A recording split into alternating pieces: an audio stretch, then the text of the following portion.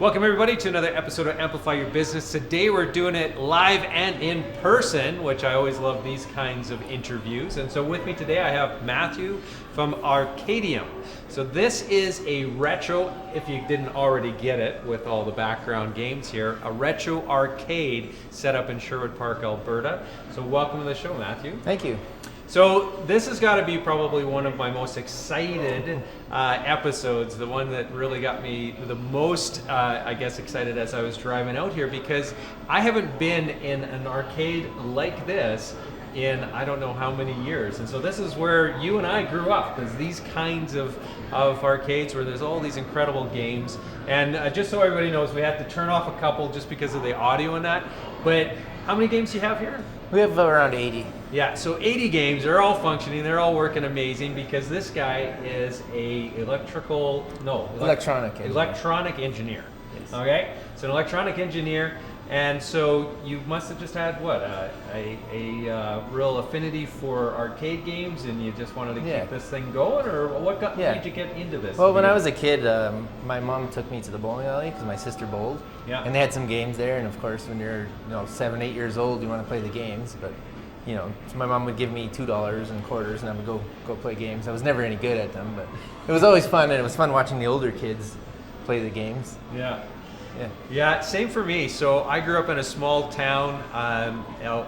Actually grew up on a farm, and then was close to a small town. And so every once in a while I get to go in and hang out at the arcade, which was always a lot of fun. But like you said, it was all about those rolls of quarters, and as soon as you ran out of the quarters, you were kind of hooked. And so you couldn't get very far in a game like Terminator 3 or some of these other games. At least I could never get past very many levels before I ran out. And so your model, though, is very different than that. You're not plopping quarters or tokens in. Tell me a little bit about your model. Yeah, so at Arkadium Retro Arcade, you pay an entry fee, and once you pay the entry fee, you come in and all the games are free to play.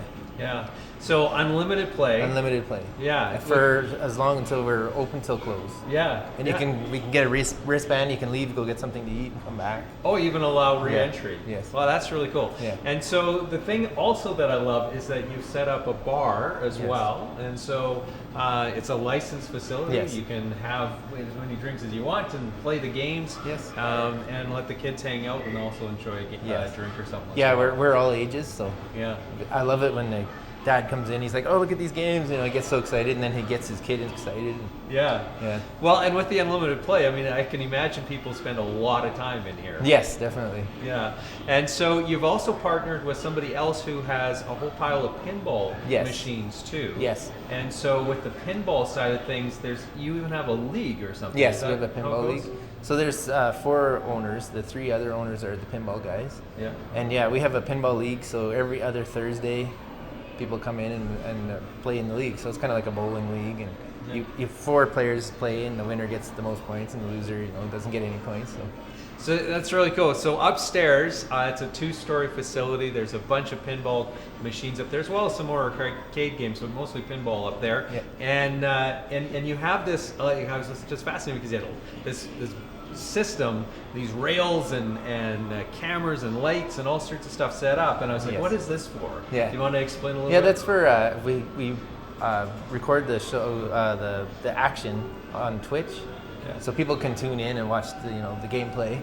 Yeah. And there's cameras on the play field, on the score, on the person, and the background. So. Which is so cool because I mean, this is the old style. These aren't connected or anything, and yet they're still Twitch gaming it out, streaming it out. It's a IFPA sanctioned, so we have to record so many games. Yeah, that's really neat. Yeah. So something like that, is it like with the league? Are you getting more and more people all the time joining the league? Like, or is this something where it's just a very tiny audience? That we have a few regulars, but then we're getting more and more people as people realize what it's all about. Yeah. And they get excited about it. And we get about 40 to 50 people.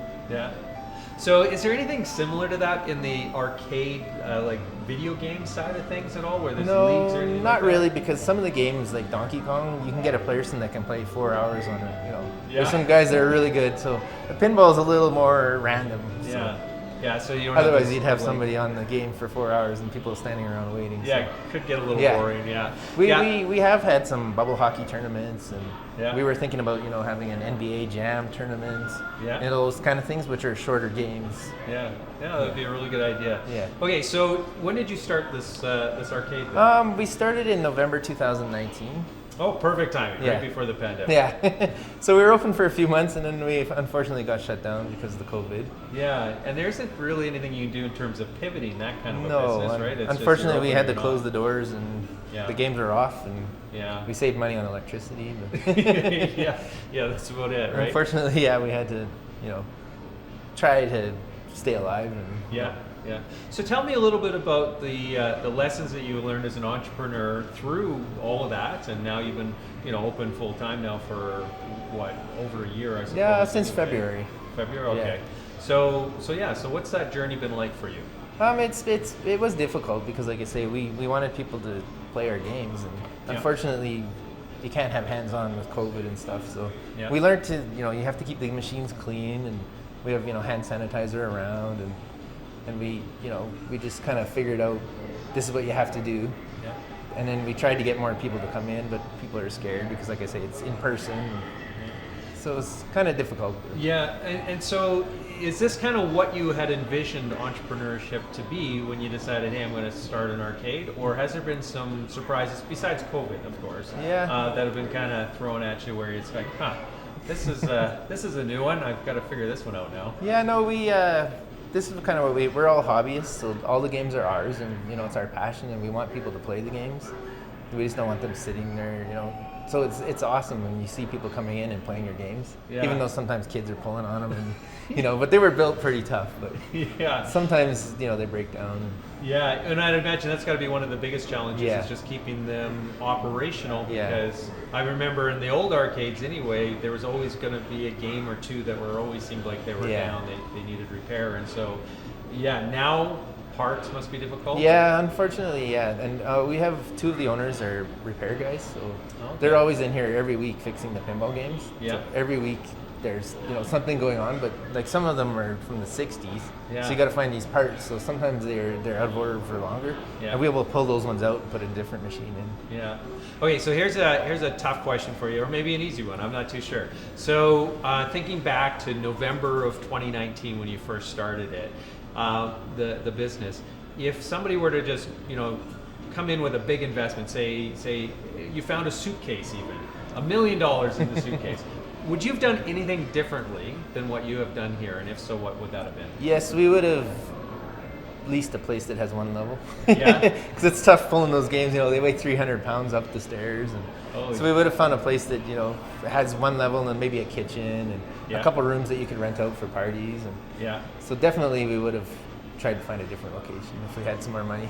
Yeah, I never thought about that because all those games up top there, you were talking about how there's some big tournament that you are going to host at. The July 21st weekend at Millennium Place, Yegpin. There's going to be over 250 games, so all of our games here are going to go there. Yeah. And there's people that bring in their own games, because if you bring in your game, you have a chance to win a brand new pinball game. Holy crap, That's so it's a big show, and there's going to be some world-class pinball players, and there's going to be arcade and pinballs, and it's all free play. So you pay admission like you do here. Yeah.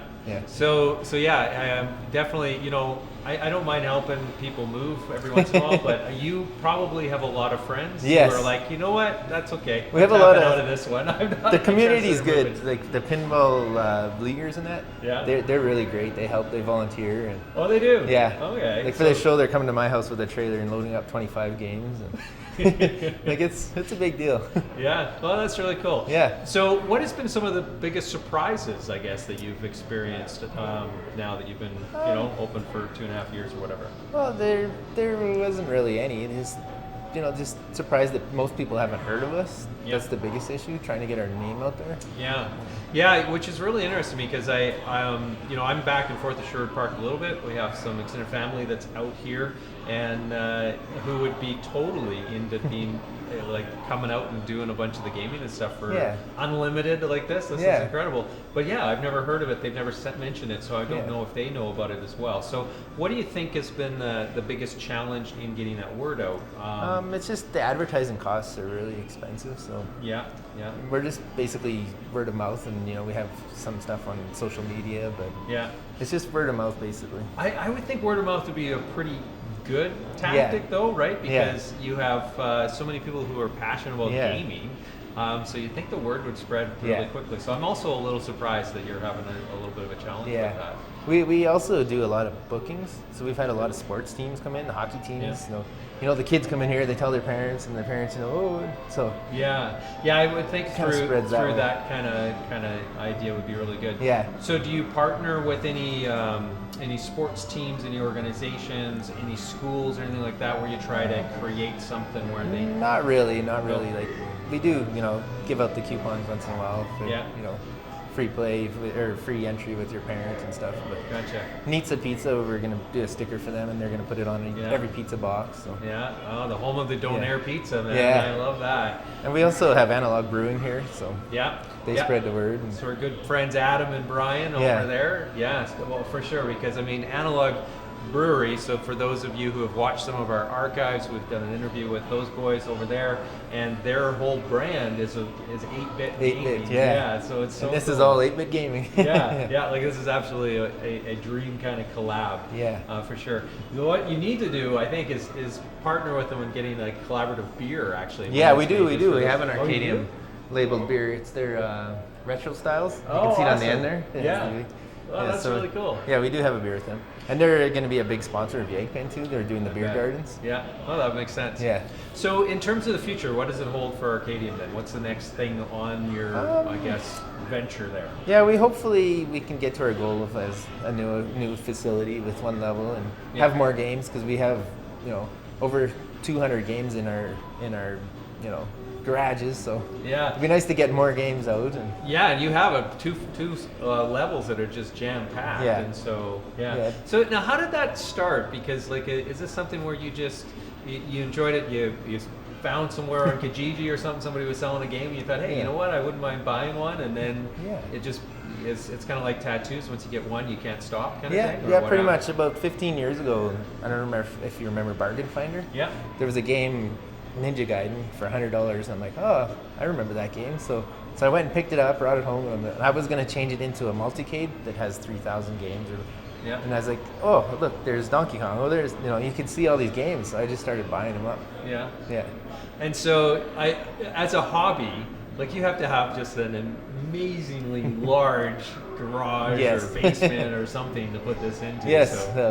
I built a huge 48 by 48 two-story garage, and it's full. It's full. There's games here, there's games there, there's games that need to be repaired, restored. Oh, that's so neat. And so I'd imagine you must be importing some. These aren't all local. You probably are seeing deals around the country, or what happens? Yeah, most of the video games are local, but some of the pinball games the guys get out of the U.S. and stuff. Oh, that's really neat. Yeah. So in terms of the new location, then you'd be looking for kind of almost double the footprint then as well, I would think, in order to fit everything in. Yes. Yeah, that was kind of the idea that we're still seeing how the numbers go. So do you think that this is going to be something that is going to have a resurgence of interest just because the retro is so in for everything? Or do you think it's still going to be just super niche where you're not going to have to compete with a lot of other places who are doing these kinds of things? Yeah, it's all our stuff is original. So that's kind of where we're beating the competition, They have the redemption games, the new games, but these are all from the 80s, the 70s, 60s, 90s. These are all original games. There's no LCD screens. They're all tubes. They're all. So we kind of have that market. Because, like I say, it took me 15 years to collect these games, and it'd be tough for somebody just to go out there and say, hey, let's and start buying them, because it's card, right? They only come up so often. Yeah, totally. So do you see the VR rooms, I guess, that they have now in some different places? That's been a bit of a trend where people are starting these up, and you have a small footprint and hundreds of games or whatever within it. Do you see that as being competitive, or are you unique enough and different enough where it's like, you know what, it complements, but we're not really competing for the same? Yeah, I think it's unique enough because those things are new and awesome, right? Like, but this is old, so we get the 40-year-olds like us remembering this stuff. So it's definitely the nostalgia. The newer kids, like the younger kids, might be more into the VR. But us old folks, we love this. Well, my son who's 17 loves it whenever he can get his hands on like an old original that you might see someplace, right? So so there's definitely still with the younger kids a lot of appeal to having it, and I think it's that tactileness. It's the hitting the buttons and banging the joystick and play Mortal Kombat against your friend. Like it's different. It's different, very different than what the new games and VR and stuff are. We had an 8-year-old birthday party on the weekend, and the kid's like, I remember playing Donkey Kong on the phone. Like, now you get to play the real Donkey Kong, right? So they probably have exposure to some of these games, but it was never in the original, obviously. And so that's really funny. So they're getting like a retro feel to it, but it's not the same. It's different. It's all on your phone, right? You can have every single game on your phone. Where these, one board is, one game. Totally. Well, thank you so much for talking to us a little bit about the business and also showing us around. I think it's just absolutely fascinating to be in a place like this. It just brings back so many memories, for sure. No, definitely. And at that time, I wasn't able to, have a beer and enjoy some video games. And so this is just, kind of a dream come true at my age anyway. So thank you very much for having the passion to create something like this and share it with everybody around this region. Thank you. So for those of you who are interested in checking out this arcade, and you have to come and check it out, just Google, I'd imagine, Arkadium. And it's out in Sherwood Park, and so it's very easy to access. Tons of games. You're not going to be disappointed. Bring the whole family along. So thank you again. Really appreciate it. And for those of you who enjoyed this episode, check out our archives over at amplifyyourbusiness.ca. And if you enjoy listening to it in the podcast format, just Google or search on your favorite platform of choice, Amplify Your Business. You're going to find our podcast there as well. But in this particular episode, if you're listening to it and you're not watching it, you might want to come back over to the website to check it out, because all the B-roll and stuff is going to be really cool. So you're going to get to see some games that you haven't seen in a lot of years. So until next time, have a prosperous day.